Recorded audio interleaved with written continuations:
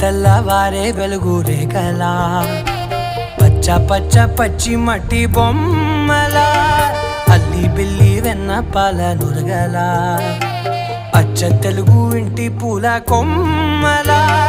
దేవదేవుడే పంపగా ఇలా దేవతే మా ఇంట అడుగే పెట్టెనంట బ్రహ్మ కళ్ళలో కాంతులే మా అమ్మలా మా కోసం మళ్ళీ లాలి పాడేనంట.